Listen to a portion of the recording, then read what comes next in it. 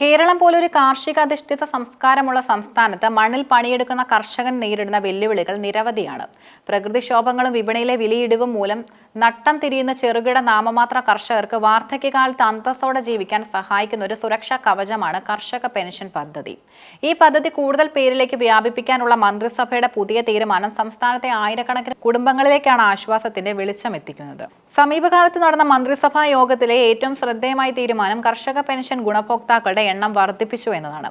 2021 ശേഷം 60 വയസ്സ് തികഞ്ഞ 1115 കർഷകരെ കൂടി പുതിയതായി ഈ പദ്ധതിയിലേക്ക് ഉൾപ്പെടുത്തി. നിലവിൽ ആനുകൂല്യം ലഭിക്കുന്ന 6201 പേർക്ക് പുറമെയാണിത്. ഇതോടെ പദ്ധതിയുടെ ആകെ ഗുണഭോക്താക്കളുടെ എണ്ണം വലിയ തോതിൽ വർദ്ധിക്കുകയും അത് ഗ്രാമീണ തലത്തിൽ വലിയ സാമ്പത്തിക ചലനങ്ങൾ ഉണ്ടാക്കുകയും ചെയ്യും. പ്രതിമാസം 2000 രൂപ വീതമാണ് ഓരോ കർഷകനും ലഭിക്കുക.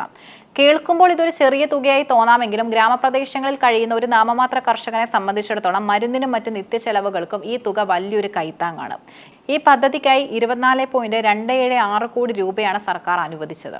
സാമ്പത്തിക പ്രതിസന്ധികൾക്കിടയിലും കർഷകർക്കായി ഇത്രയും വലിയൊരു തുക വകയിരുത്തിയത് സർക്കാരിന്റെ കർഷകപക്ഷ നിലപാടാണ് വ്യക്തമാക്കുന്നത്. പദ്ധതി പ്രഖ്യാപനത്തിൽ മാത്രം ഒതുങ്ങാതെ അർഹരായ എല്ലാവരിലേക്കും തുക എത്തുന്നുവെന്ന് ഉറപ്പാക്കാൻ കൃത്യമായ സംവിധാനമാണ് സർക്കാർ ഒരുക്കിയിരിക്കുന്നത്. കൃഷിവകുപ്പ് ഡയറക്ടർ സമർപ്പിച്ച 2225 കർഷകരുടെ അപേക്ഷകൾ അടിയന്തരമായി പരിശോധിക്കാൻ കൃഷിവകുപ്പ് പ്രിൻസിപ്പൽ സെക്രട്ടറിയെ ചുമതലപ്പെടുത്തി.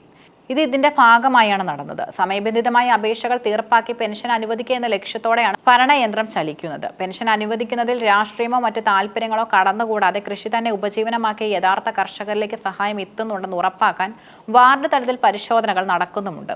ചെറുകിട നാമമാത്ര കർഷകർ എന്ന വിഭാഗത്തെ കൃത്യമായി നിർവചിച്ചുകൊണ്ടാണ് അർഹരെ കണ്ടെത്തുന്നത്. എന്തുകൊണ്ടാണ് ഇത്തരം ഒരു പെൻഷൻ പദ്ധതിക്ക് ഇത്രയേറെ പ്രാധാന്യം ലഭിക്കുന്നതെന്ന് മനസ്സിലാക്കണമെങ്കിൽ നമ്മുടെ കർഷകർ നേരിടുന്ന പ്രതിസന്ധികൾ അറിയേണ്ടതുണ്ട്. സ്ഥിരമായ ഒരു വരുമാനം കർഷകർക്കില്ല. വിളവെടുപ്പ് സമയത്ത് ലഭിക്കുന്ന തുക മാത്രമാണ് അവരുടെ ഏക ആശ്രയം. ശാരീരികമായി അധ്വാനിക്കാൻ കഴിയാത്ത പ്രായം എത്തുമ്പോൾ പല കർഷകരും നിരാലംബരാകുന്നു. ഉൽപാദന ചെലവ് കൂടുകയും ഉൽപ്പന്നങ്ങൾക്ക് ന്യായമായ വില ലഭിക്കാതിരിക്കുകയും ചെയ്യുന്നത് കർഷകരെ കടക്കണിയിലാക്കുന്നു. ഈ സാഹചര്യത്തിൽ സർക്കാർ നൽകുന്ന 2000 രൂപ എന്നത് അവർക്ക് സമൂഹത്തിൽ ഒരു വിലയും ആത്മാഭിമാനവും നൽകുന്ന ഘടകമാണ്. സ്വന്തം ആവശ്യങ്ങൾക്ക് മറ്റാരെയും ആശ്രയിക്കാതെ ജീവിക്കാൻ ഇത് അവരെ പ്രാപ്തരാക്കുന്നു. 10,000-ലധികം പേർക്ക് പുതുതായി ലഭിക്കുന്ന ഈ പെൻഷൻ തുക നേരിട്ട് ഗ്രാമീണ വിപണിയിലേക്കാണ് എത്തുന്നത്. കർഷകർ തങ്ങൾക്ക് ലഭിക്കുന്ന തുക പ്രാദേശിക വ്യാപാര സ്ഥാപനങ്ങളിലും മറ്റും ചെലവഴിക്കുമ്പോൾ അത് പരോക്ഷമായി ഗ്രാമീണ സമ്പദ് വ്യവസ്ഥയും ഉത്തേജിപ്പിക്കുന്നു. ഇത് പണത്തിന്റെ വിനിമയ നിരക്ക് വർദ്ധിപ്പിക്കുകയും ഗ്രാമീണ മേഖലയിലെ കച്ചവടക്കാർക്കും മറ്റ് തൊഴിൽ ചെയ്യുന്നവർക്കും ഗുണകരമാവുകയും ചെയ്യും. കൂടാതെ കൃഷിയിൽ നിന്ന് പിന്തിരിയുന്ന യുവതലമുറയ്ക്ക് സർക്കാർ തങ്ങളെ സംരക്ഷിക്കുമെന്ന ഒരു ഉറപ്പ് ഈ പദ്ധതിയിലൂടെ ലഭിക്കുന്നു. കൃഷിയെ ഒരു സുരക്ഷിത തൊഴിലായി കാണാൻ ഇത്തരം സാമൂഹ്യ സുരക്ഷാ പദ്ധതികൾ സഹായിക്കും. കർഷക പെൻഷൻ പദ്ധതിയുടെ ഈ വിപുലീകരണം ഒരു തുടക്കം മാത്രമാണ്. അർഹരായ മുഴുവൻ കർഷകരെയും ഒരു ഇൻഷുറൻസ് പരിരക്ഷയുടെ കീഴിലും പെൻഷൻ പദ്ധതിക്ക് കീഴിലും കൊണ്ടുവരിക എന്ന വലിയ ലക്ഷ്യത്തിലേക്ക് സർക്കാർ നീങ്ങുകയാണ്. വരും വർഷങ്ങളിൽ പെൻഷൻ തുക വർദ്ധിപ്പിക്കുമെന്ന ആവശ്യം കർഷക സംഘടനകൾക്കിടയിലുമുണ്ട്. ഡിജിറ്റലൈസേഷൻ നടപ്പിലാക്കുന്നതോടെ പെൻഷൻ വിതരണം കൂടുതൽ സുതാര്യമാകും. ഗുണഭോക്താക്കളുടെ ബാങ്ക് അക്കൗണ്ടുകളിലേക്ക് നേരിട്ട് തുക എത്തുന്ന രീതി നിലവിലുള്ളതിനാൽ ഇടനിലക്കാരുടെ ചൂഷണം ഒഴിവാക്കാനും സാധിക്കുന്നുണ്ട്.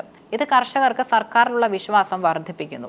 കർഷകർ നശിച്ചാൽ നാട് നശിക്കുമെന്ന പഴമൊഴി അനർത്ഥമാക്കുന്ന രീതിയിലാണ് സർക്കാർ ഈ പെൻഷൻ പദ്ധതിയുമായി മുന്നോട്ട് പോകുന്നത്.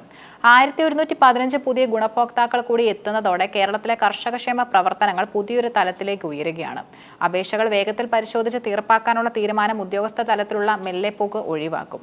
കൃഷി ഒരു ലാഭകരമായ തൊഴിലായി മാറുന്നതിനൊപ്പം തന്നെ കർഷകർക്ക് സാമൂഹികമായ സുരക്ഷയും ആദരവും ഉറപ്പാക്കാൻ ഇത്തരം നടപടികൾ അത്യന്താപേക്ഷിതമാണ്. സർക്കാരിന്റെ ഈ കൈത്താങ്ങ് വരും നാളുകളിൽ കേരളത്തിലെ കാർഷിക മേഖലയെ കൂടുതൽ കരുത്തുള്ളതാക്കുമെന്നതിന് സംശയമില്ല.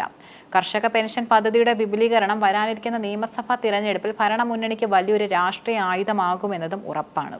ഗ്രാമീണ വോട്ടർമാരെയും കർഷക കുടുംബാംഗങ്ങളെയും നേരിട്ട് സ്വാധീനിക്കുന്ന ഈ തീരുമാനം വോട്ട് ബാങ്കിൽ നിർണായകമായ ചലനങ്ങൾ ഉണ്ടാക്കും. കർഷകർക്കൊപ്പം നിൽക്കുന്ന സർക്കാർ എന്ന പ്രതിച്ഛായ ജനമധ്യത്തിൽ ഉറപ്പിക്കാൻ ഈ നടപടി സഹായിക്കുന്നുണ്ട്. പ്രത്യേകിച്ച് സാമ്പത്തിക പ്രതിസന്ധികൾക്കിടയിലും കർഷകർക്കായി കോടികൾ വകയിരുത്തിയ സർക്കാരിന്റെ ജനക്ഷേമ പ്രതിബദ്ധത ഉയർത്തിക്കാട്ടപ്പെടും. പെൻഷൻ ലഭിക്കുന്ന 1000-ലധികം വരുന്ന കർഷകർക്ക് പുറമെ അവരുടെ കുടുംബാംഗങ്ങളുടെ വോട്ടുകളും ഭരണപക്ഷത്തേക്ക് അടുപ്പിക്കാൻ ഇത് കാരണമാകും.